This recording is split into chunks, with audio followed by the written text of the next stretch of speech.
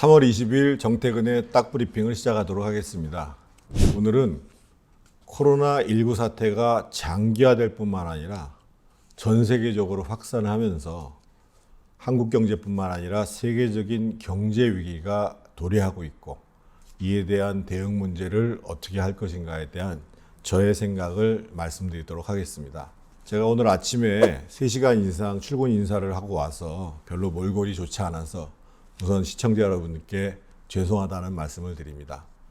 오늘 드리고자 하는 말씀의 핵심은 경기를 살리기 위해 현금 살포 등의 여러 가지 방안들이 제기되고 있습니다만, 가장 중요한 것은 고용을 유지함을 통해서 이 근로자들이 버틸 수 있도록 하고, 동시에 또 하나의 가장 중요한 경제 주체인 자영업자, 소상공인, 그리고 중소기업이 도산하지 않고 경제 주체로 계속 버텨나가는 속에서 이 산업과 경제의 생태계를 계속 유지시키는 문제입니다. 저는 이전에 이 딱 브리핑을 통해서 지금 도산 위기에 처해져 있는 우리의 자영업자, 영세 상공인, 그리고 중소기업들을 살리기 위해서 무엇보다도 빠른 시간 내에 긴급 자금을 지원해야 하고, 동시에 이 긴급 재정 지원 규모도 늘려야 할 뿐만 아니라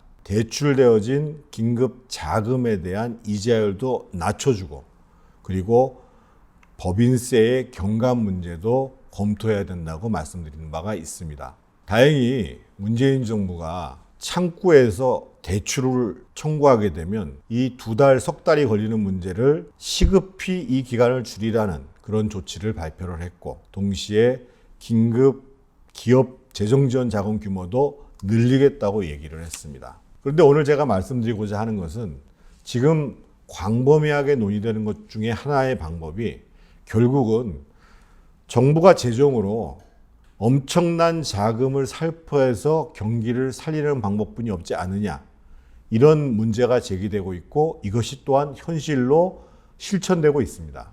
가장 대표적인 경우가 미국의 경우입니다. 트럼프 행정부가 불을 당긴 것입니다. 모든 국민들에게 1인당 1,000불씩, 즉 120만 원씩을 나누어줘서 소비를 진작시키고, 이 소비의 진작을 통해서 경기를 살리고 그리고 기업을 살리겠다라는 얘기입니다. 타당성이 있는 얘기입니다. 단 전제가 있습니다. 그렇게 재정을 동원해도 가능하다면 이 방법을 쓸 수가 있습니다. 미국은 달러를 공급하는 기축 통화국입니다. 그래서 재정을 남발을 해도 문제가 되지 않습니다.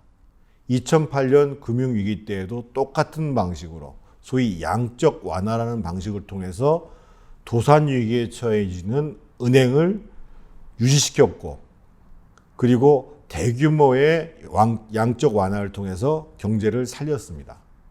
그런데 우리의 경우에는 무한정 재정을 쓸 수가 없습니다.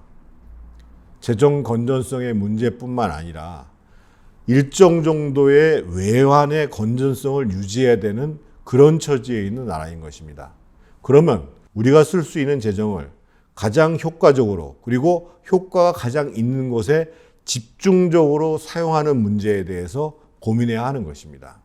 기업들이 지금 매출이 급감하고 있고, 급감함에 따라서 경영 지원 자금이 절실한 상황이고, 정말 하루 이틀이 숨이 넘어가는 지경인데, 이것에 대한 대출이 너무도 어렵게 이루어지고 있고 많은 시간이 소요되기 때문에, 제가 이 딱 브리핑을 통해서 일단 대출 심사 기간을 최단기간, 적어도 3주 안에 끝내주고, 동시에 이 긴급 지원을 위한 재정 규모도 대폭 늘리고, 또한 동시에 대출된 자금에 대한 이자율도 낮추고 또 세금도 낮추는 문제를 말씀드린 바가 있습니다. 지금 한국 사회 내에서도 이 경제 위기를 극복하기 위해서 김경수 경남지사 등이 모든 국민들에게 100만 원씩을 나눠주자라는 소위 재난 기본소득 문제를 얘기하고 있습니다. 무려 51조 원의 국채를 발행해야 되는 문제입니다.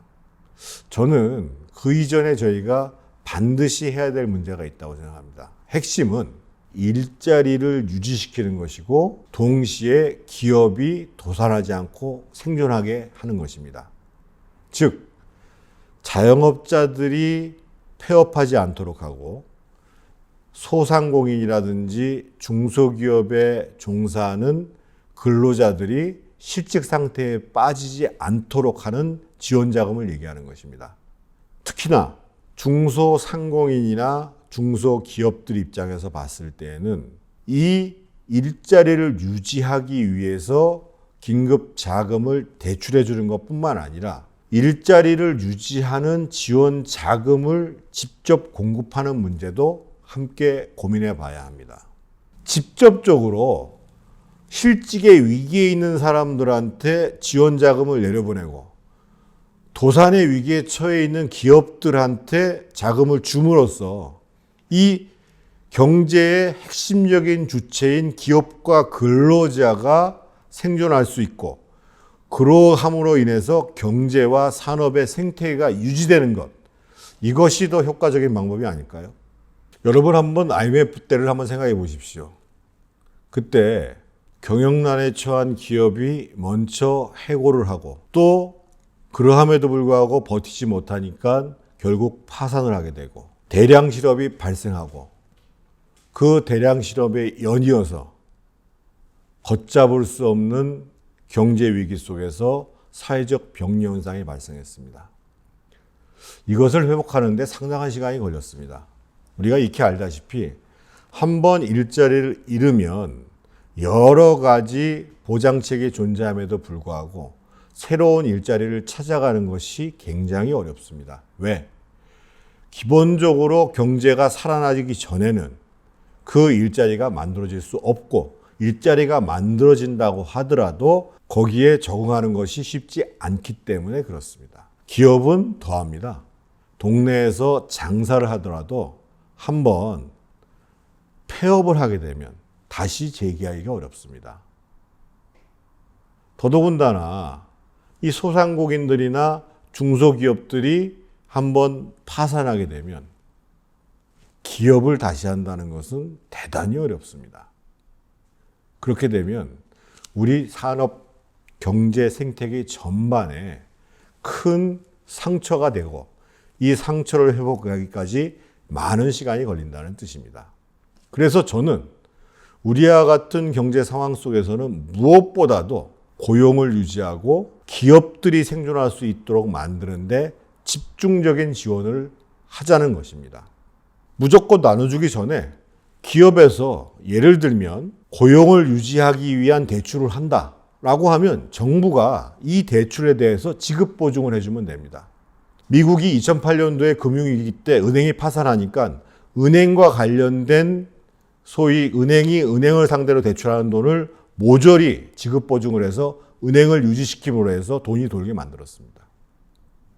우리도 지금 적어도 고용을 유지하기 위해서 기업들이 긴급 자금이 필요해서 대출을 한다. 이 문제에 대해서 정부가 지급 보증 못할 이유가 없습니다. 저는 이런 방법도 고민해 봐야 된다고 생각합니다. 지급 보증을 넘어서서 일자리를 유지한다라는 전제하에서 그 임금의 일정 부분을 정부가 직접 지원하는 문제도 고민해 볼 수 있다고 생각합니다. 저는 100만 원씩 모든 사람들에게 나눠주는 것보다 실직 위기에 처한 근로자의 임금을 채워주는 것, 이것이 더 효율적인 방법이 아닌가, 이렇게 문제를 제기하는 것입니다. 이 기업들을 어떻게 살릴 것인가, 이 기업들을 어떻게 지원할 것인가, 이 문제에 저는 대단히 우리 정부가 핀셋처럼 우리가 갖고 있는 재정을 가지고 가장 효율적으로 집중적으로 지원하는 문제를 고민을 하고 그 이후에 저소득계층을 대상으로 한 소위 재난에 대한 지원금, 소득이 없음으로 인해서 생계를 유지하기 어렵기 때문에 특히 대구 경북처럼 아주 극심한 곳을 중심으로부터 해서 지원하는 문제를 고민해도 늦지 않다는 것입니다. 그래서 저는 말씀드립니다. 지금 당장은 경제와 산업의 생태계를 살려갈 수 있는 우리 근로자들의 일자리를 유지시키는 문제, 그리고 자영업으로부터 시작해서 중소기업에 이르기까지 우리 산업의 근간인 이 경제 주체들이 파산하지 않고 생존하는 일에 우리 정부가 시급히 집중할 것을 간곡히 촉구드리는 바입니다. 더불어서 제가 강력히 말씀드리고 싶은 것은 작년까지 소위 빠른 시간 내에 최저임금을 올리고 또 주 52시간으로 제약을 하고 이런 정책들의 문제점들이 지금 그대로 드러나고 있다는 것에 대해서 깊이 반성하고 빠른 시간 내에 수정해야 됩니다. 이미 지난 2년간 그러한 정책적 오류로 인해서 우리 경제의 성장 잠재력, 즉 기초 체력이 현저하게 떨어진 것입니다. 그런 상황 속에서 위기가 오니까 가장 취약한 데부터 무너지고 있는 것입니다. 저는 문재인 정부에 강력히 촉구를 합니다. 지금 해야 될 가장 중요한 일은 우선 자영업자들이 생존할 수 있도록 하고, 그리고 소기업, 중소기업에 근무하고 있는 근로자들의 고용이 유지될 수 있고, 동시에 이러한 중소기업들이 경제 주체로서 파산하지 않고 버틸 수 있도록 그 지원을 집중하는 것, 이것이 첫 번째 요구이고요. 두 번째, 이 과정을 통해서 이전에 우리의 기초 경제 체력을 갉아먹었던 잘못된 정책을 과감하게 수정을 해서 지금이라도 경제에 활력을 불어내는 정책들을 취해야 한다는 점들을 말씀드리겠습니다. 오늘 정태근의 딱브리핑 마치도록 하겠습니다.